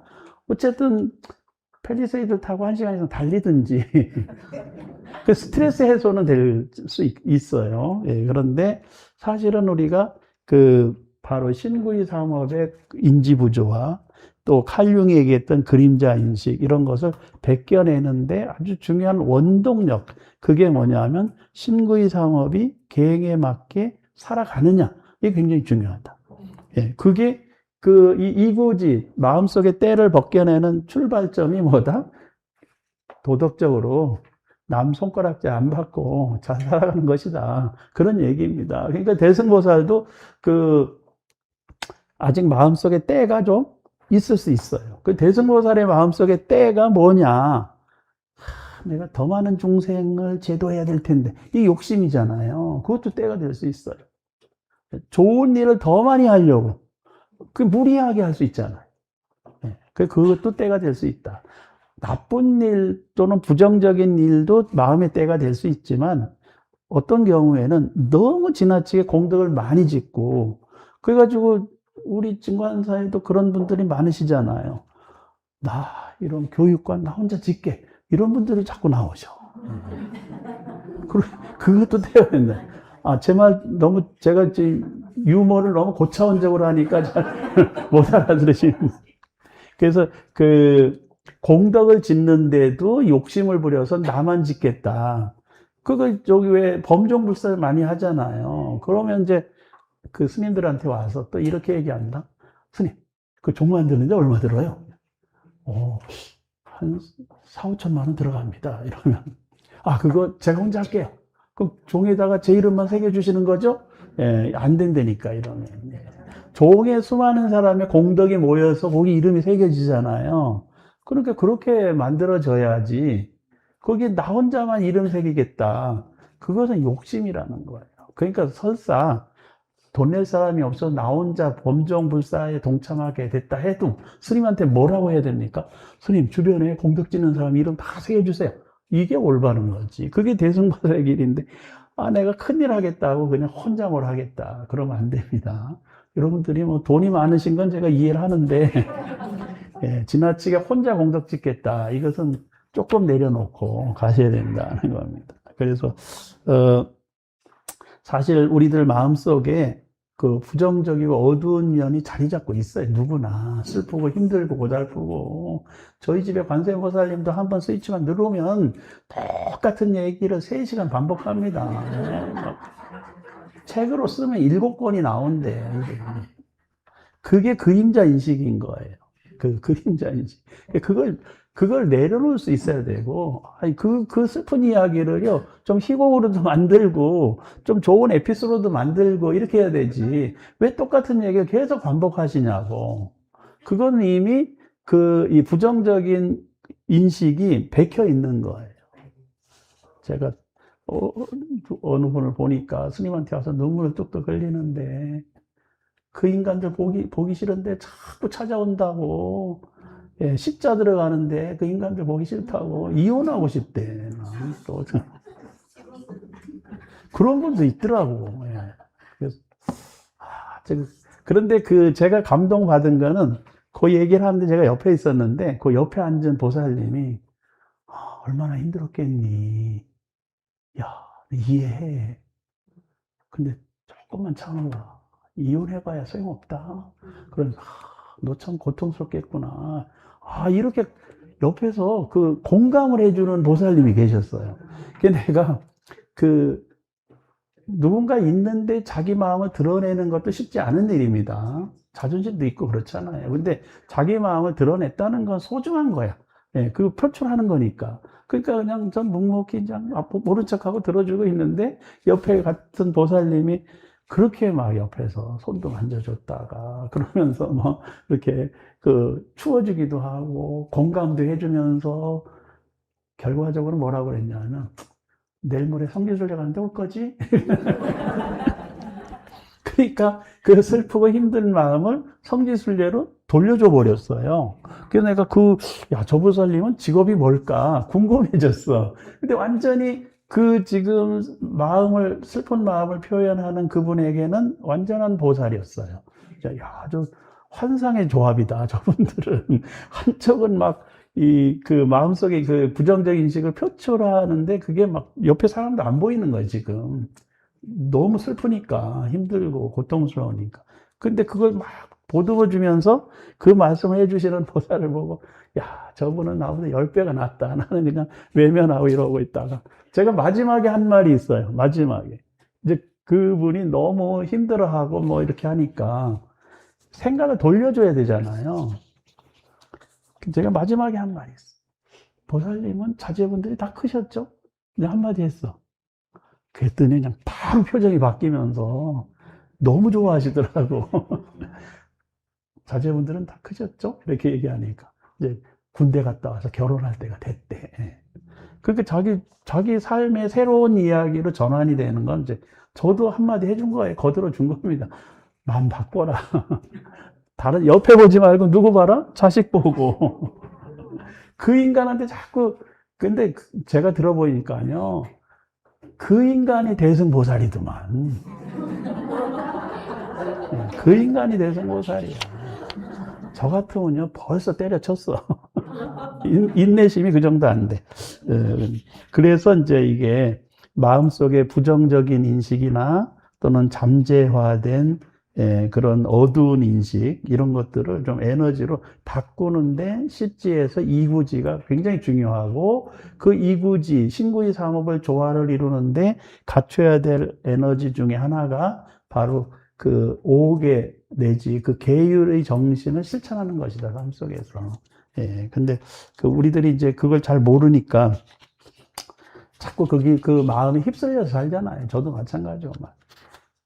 누가 제 차를 그냥 북 긁고 도망가면 어떻게 육두문자 안 나옵니까? 여러분들은 그러죠. 아이고 요즘 자동차 수리점이 잘 안 돼가지고 또 좀 벌어먹게 생겼구나 이러고 여러분들은 막 칭찬해 주면서 보내죠. 저는 안 되더라고 아직 그 수준이. 그래서 이제 세 번째는 여기 인욕바라밀인데 인욕바라밀은 발광지입니다. 발광지. 발광지는 속된 표현의 발광이 아닙니다. 미친 행동이 아니고 이 발광은 빛이 일어나는 겁니다. 빛입니다. 빛. 근데 이 빛은 부처님의 지혜를 의미해요. 그러니까 부처님의 지혜가 발산되기 시작을 한다. 약간 정적인 것이죠, 이 빛은. 그래서 사실 여기 이구지에서 번뇌의 때가 완전히 타버리려면 아까도 펠리세이드, 이 펠리세이드뿐만 아니라 경유차는요 다 똑같아요. 예, 그렇게 안 타면 문제가 됩니다. 이게 뭐, 제가 펠리세이드를 타서 자랑하는 게 아니고, 어느 차든 마찬가지인데, 누구든 마음속에 번뇌의 때가 있고, 그 번뇌의 때가 완전히 타버리려면 뭐가 일어나야 된다? 빛이 일어나야 된다. 예, 불꽃이 일어나야 된다. 근데 그 불꽃의 시작이 이제 이 지혜의 빛이에요. 이 지혜가 있어야 그 마음속에 탐진치 만의 오장과 같은 때들이 타버리게 되죠. 그래서 요 발광지의 요 빛은 사실은 이제 그 나에게 내 마음에서 깨달음의 빛이 서서히 나오기 시작하는 단계를 의미합니다. 그 마음의 그 깨달음의 빛, 지혜의 빛이 나오려고 하면 뭐를 해야 된다? 인욕바라밀이 성취되어 있어야 됩니다. 그 빛이 나올 때까지, 그 빛을 볼 때까지 시간이 걸립니다. 요즘 제가 무협 소설을 많이 유튜브로 듣고 있는데, 거기서 그 어떤 내공을 갖춰가지고 일정 수준까지 올라가려면 상당한 필요해요. 그래서 요 빛이 발현이 되려면 내공이 일어나요. 내공. 내공 이겁니다. 내공. 내공이 있고 외공이 있어요. 이게 무협 얘기가 아니고, 내공은 내적인 힘이 일어나는 거예요, 내공. 내적인 힘이 축적이 됐을 때 내공이 쌓이고, 그리고 그게 밖으로 투사될 때 그게 외공이에요. 예. 근데 그 내공이 쌓인다라고 하는 것은 뭐냐? 지혜가 자꾸 축적이 돼야 되고, 그게 등대처럼 빛이 이렇게 비춰줘야 됩니다. 내 빛은 내 앞을 밝히는 빛이기도 해요. 내가 가는 앞길에 빛이 비춰지기도 하지만 내 빛을 다른 사람이 볼 수도 있잖아요. 그건 등대의 빛인 거예요. 그래서 등대의 빛이 서서히 타오르면, 비춰지면 많은 사람이 그걸 이정표로 삼는다는 거죠. 그래서 이 외공은 이정표가 되는 것이고, 이 내공은 내면의 힘을 갖추는 겁니다. 근데 그게 지혜가 있어야 이게 갖춰지는 것이고, 그 지혜의 출발은 뭘로 이루어지느냐? 지혜의 출발은 관찰로 이루어집니다. 그 관찰은 사성제로 설명이 되고, 그 사성제는 연기법으로 이어지게 돼 있어요. 그러니까, 그리고 그 연기법으로 이어지면 세속의 지혜가 생기고, 이게 공으로 이어지면, 내면의, 그 깨달음의 길로 갈 수 있는 또 지혜가 생기고 그래요. 그래서 이 두 가지가 잘 합쳐지면 그게 지혜의 빛이 서서히 형성이 되기 시작을 한다는 겁니다. 그래서 이렇게 그래서 이제 여기 그 인욕바라밀에서 중요한 것은 사실 유위의 세계가 있고 유위 이게 중생계잖아요. 중생계에 우리들이 삶의 현실을 잘 있는 그대로 관찰을 해야 된다. 대승보살의 길을 갈 정도의 공덕이 있는 분들은 중생의 괴로움에서는 일단 벗어났다고 봐요. 그런데 그러다 보니 중생의 삶을 잘 모를 수 있다는 거예요. 그러니까 중생의 삶에서 벗어났다고 해도 중생의 삶을 그대로 있는 그대로 관찰할 수 있어야 된다. 관찰. 그리고 거기서 뭐가 일어나야 돼요? 자비심이 일어나야 돼요. 그래야 그 사람들을 이익되게 해주잖아요. 요즘 이제 친구들이 죽거나 죽어가고 있습니다. 나이가 그래 됐어요. 건강을 잘 챙겨도 뭐 하나둘 죽어가는 건 어쩔 수 없습니다. 그때마다 그게 같은 친구가 죽잖아요. 그러면 너무 마음이 무너지는 거예요. 저 모르는 사람이 죽으면 그러려냐 죽었나 보다 이러는데 제가 가까운 친구가 죽잖아요. 그럼 무슨 생각을 하게 됩니까? 나도 조금 있으면 나도 가겠네 이런 생각을 할 수 있잖아요. 뭐 어쩔 수 없습니다. 그거는. 그러니까 그게 그 삶이 무상한 건 당연한데 중생 속에서 나고 죽는 괴로움은 생길 수밖에 없잖아요. 그러면 남아있는 사람 뭐 해야 되나요? 자비심이 있어야 되고 지혜가 있어야 그래도 마지막 그 해가 떠오르지 않는 내일을 맞이하는 고날까지 내가 할 수 있는 일을 하고 해야 될 일을 하는 게 그게 내 역할인 것이고 그때까지 지혜롭게 살고 또 주변 사람들과 행복하게 지내는 게 중요하죠. 그런데 뭐 요즘 자꾸 나만 행복하면 돼 이렇게 생각하니까 고독사가 많아지는 거예요. 물론 뭐 고독사 하는 분들이 그분들의 책임이라고 말할 수는 없으나 사회적으로 그런 상황이 만들어지잖아요. 지금 점점 심해지고 있습니다. 그건 일본 더해요. 그래도 우리나라는 조금 나아. 일본은 뭐 아예 고독사 했는데 발견하는 게 3개월, 6개월 만에 발견되기도 한다는 거예요. 그래도 우리는 조금 낫습니다. 거기보다는. 그래도 그 고독사가 발생하는 것은 관계가 원활하지 않았다는 얘기고 너무 폐쇄적이었다는 거예요. 그래서 우리가 절에 와서 도반들도 만나고 그리고 가끔 막걸리 한 잔도 하고 그렇게 사는 거지 뭐. 막걸리 소주 드신다. 괜찮습니다. 소주를 드셔도. 그래서 다른 사람의 마음을 좀 섭수해주고 보니까 주류파가 있고 비주류파가 있더라고. 비주류가 주류를 좀 인식을 해줘야 돼. 인정을 보듬어주고 또 주류도 비주류를 조금 보듬어주고 이렇게 가야 밥을 뭐 같이 먹을 수 있지. 그렇지 않으면 영원히 밥 먹을 기회가 없어요.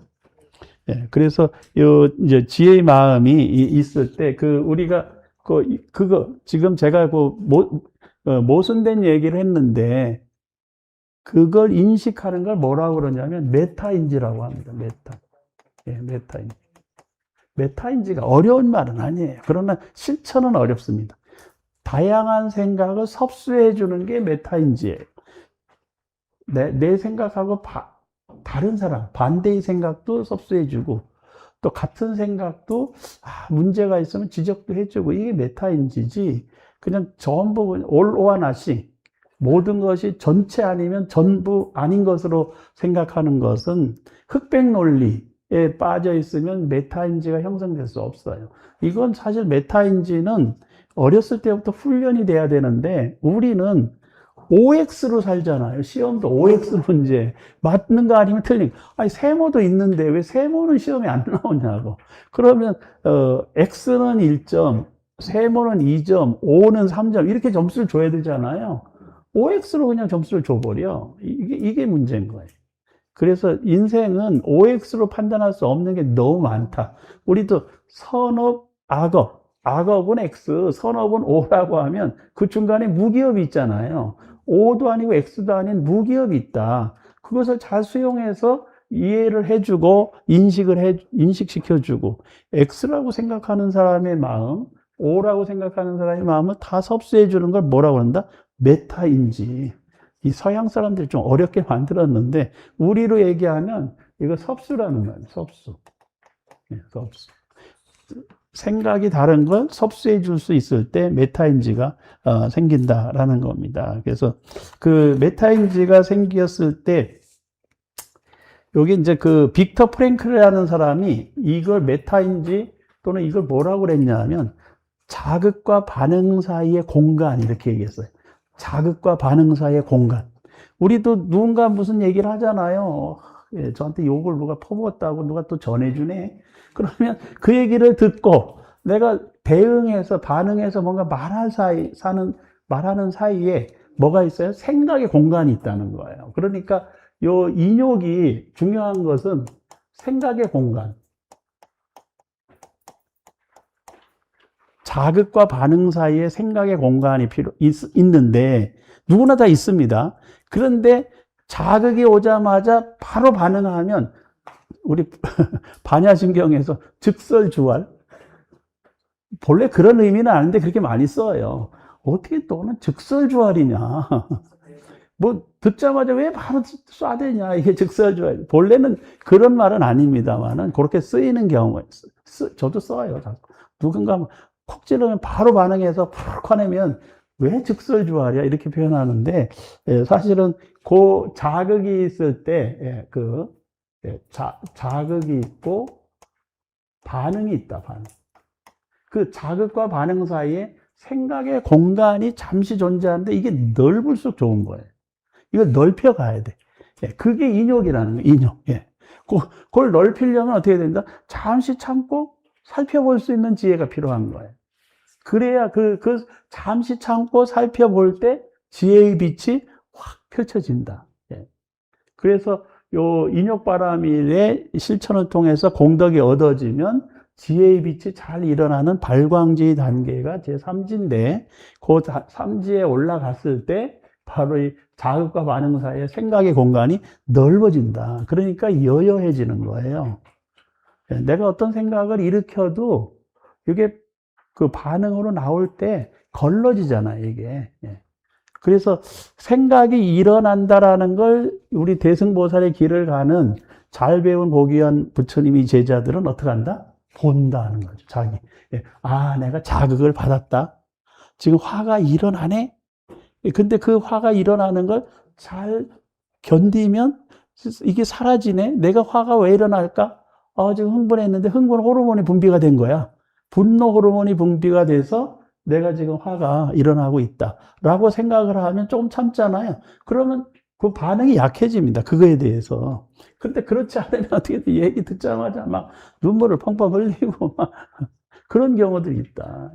근데 그때 이 화엄경을 공부한 불자들은 어떻게 느낀다? 아, 내가 메타인지가 좀 부족하구나. 자극이 일어나는데 반드시 반응이 빨리 와버리는구나. 이렇게 깨우치게 된다는 거죠. 그걸 깨우친 사람은 점점 이게 그 자극과 반응 사이의 생각의 공간이 점점 넓어진다. 그걸 넓혀지면 인욕바라밀이 실천이 되는 거예요. 좀 어려울까요? 괜찮죠? 너무 새로운 얘기잖아, 이게. 화엄경 공부하면서 메타인지 얘기하는 선생은 없어. 더구나 생각의 공간까지 끌어들이는 선생은 없어요. 박수 한번 받기 어렵습니다. 네, 감사합니다. 오늘 시간 나셔서 여기서 마치겠습니다. 수고하셨습니다. 네.